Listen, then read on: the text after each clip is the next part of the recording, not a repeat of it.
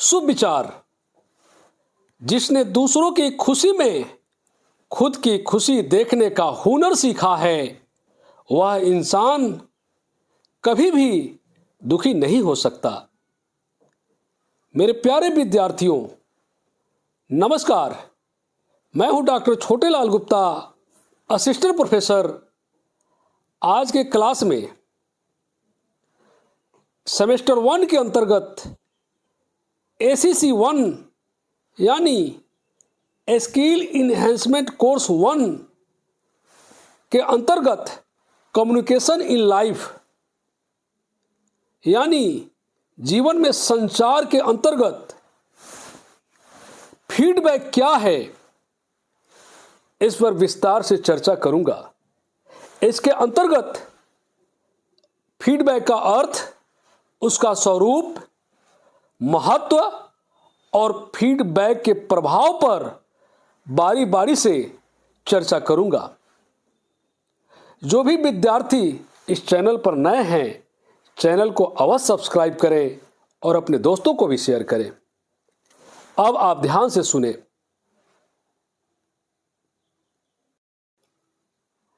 Feedback अर्थ, स्वरूप, महत्व और प्रभाव। भूमिका। मानव जीवन में संप्रेषण यानी कम्युनिकेशन की भूमिका अत्यंत महत्वपूर्ण है। संप्रेषण तभी पूर्ण माना जाता है जब संदेश भेजने वाला और प्राप्त करने वाला दोनों के बीच सही समझ विकसित हो। इस प्रतिक्रिया में फीडबैक एक अनिवार्य कड़ी है। फीडबैक के बिना संप्रेषण एक तरफा रह जाता है और उसके प्रभाव का सही मूल्यांकन संभव नहीं हो पाता। आज के युग में शिक्षा, प्रशासन, उद्योग, प्रबंधन, मीडिया और सामाजिक जीवन सभी क्षेत्रों में फीडबैक की आवश्यकता निरंतर बढ़ती जा रही है। फीडबैक का अर्थ। फीडबैक का शाब्दिक अर्थ है प्रतिक्रिया। संप्रेषण की प्रक्रिया में जब संदेश प्राप्त करने वाला व्यक्ति उस संदेश के प्रति अपनी प्रतिक्रिया प्रेषक तक पहुंचाता है तो उसे फीडबैक कहते हैं। सरल शब्दों में कहें तो फीडबैक वह प्रक्रिया है जिसके माध्यम से यह जाना जाता है कि संदेश को किस प्रकार समझा गया और उसका क्या प्रभाव पड़ा।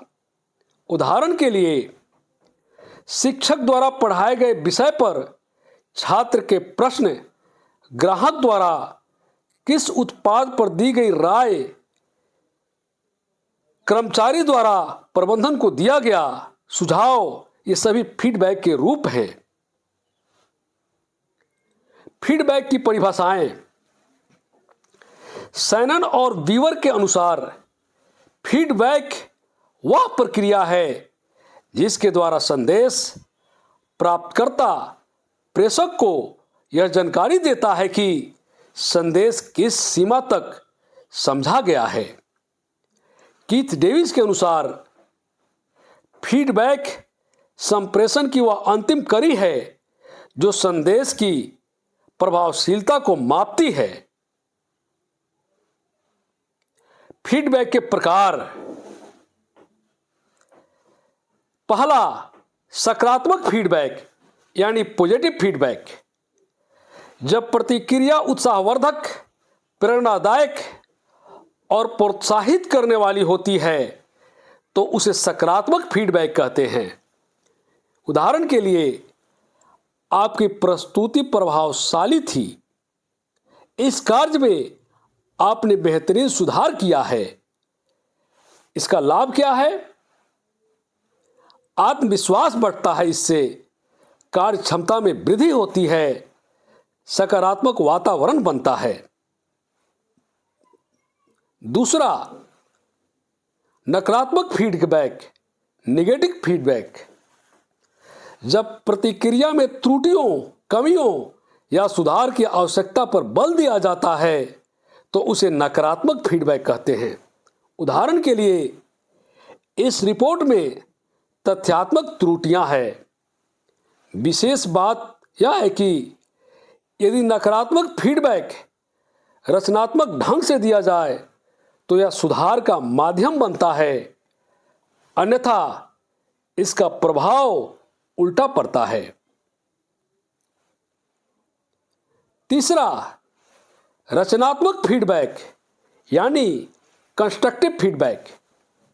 यह फीडबैक न तो केवल प्रशंसा करता है और न ही केवल आलोचना, बल्कि सुधार के स्पष्ट सुझाव देता है।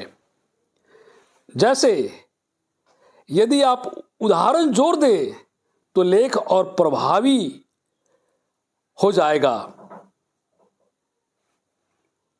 चौथा, मौखिक फीडबैक यानी वर्बल फीडबैक। जो प्रतिक्रिया शब्दों के माध्यम से दी जाती है उसे मौखिक फीडबैक कहते हैं। जैसे कक्षा में शिक्षक की टिप्पणी, बैठक में सुझाव आदि।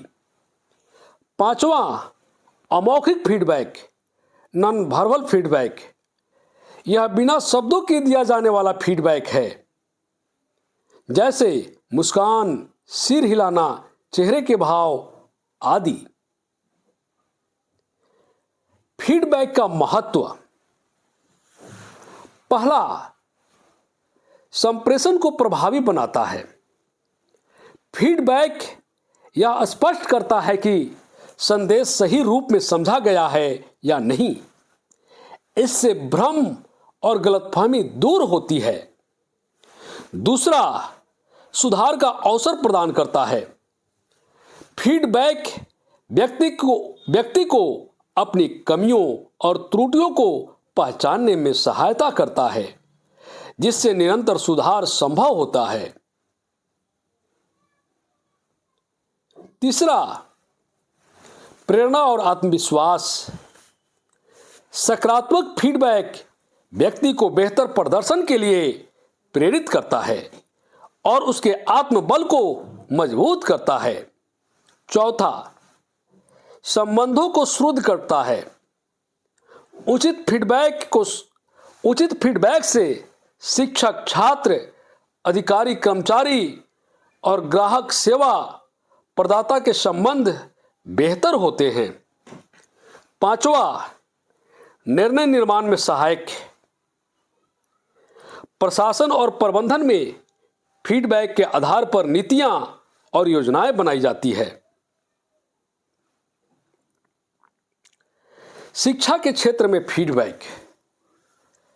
शिक्षा प्रक्रिया में फीडबैक की भूमिका अत्यंत महत्वपूर्ण है।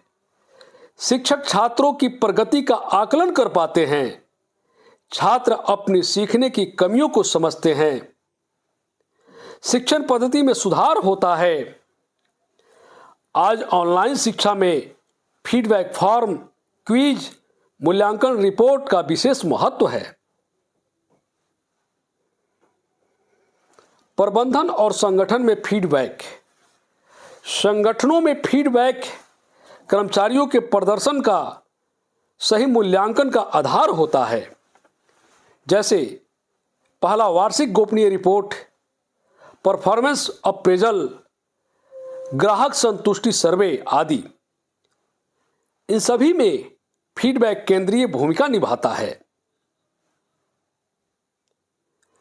प्रभावी फीडबैक की विशेषताएं। पहला, स्पष्ट और सटीक हो। दूसरा, यह समय पर दिया गया हो। तीसरा, यह व्यक्तिगत न होकर कार्य केंद्रित हो। चौथा, सम्मानजनक भाषा में हो। पांचवा, यह सुधार के सुझाव शामिल हो।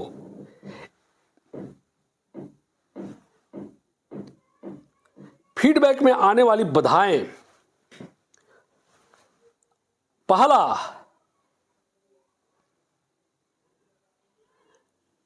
पहली बाधा है अहंकार और असहिष्णुता।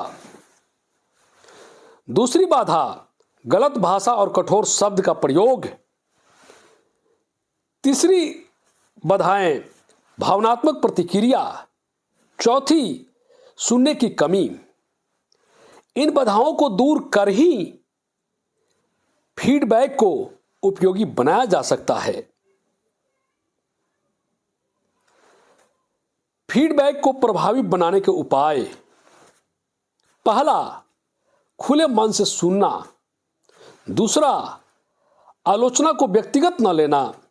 तीसरा, सकारात्मक दृष्टिकोण अपनाना। चौथा, निरंतर संवाद बनाए रखना आदि। उपसंहार। निष्कर्षतः यह कहा जा सकता है कि फीडबैक संप्रेषण की आत्मा है।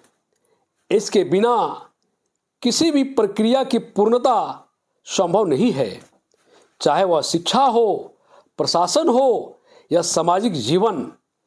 फीडबैक हमें आत्म मूल्यांकन, सुधार और विकास की दिशा प्रदान करता है। यदि फीडबैक को सकारात्मक, रचनात्मक और समयबद्ध रूप में अपनाया जाए तो यह व्यक्ति और समाज दोनों के लिए प्रगति का सशक्त माध्यम बन सकता है।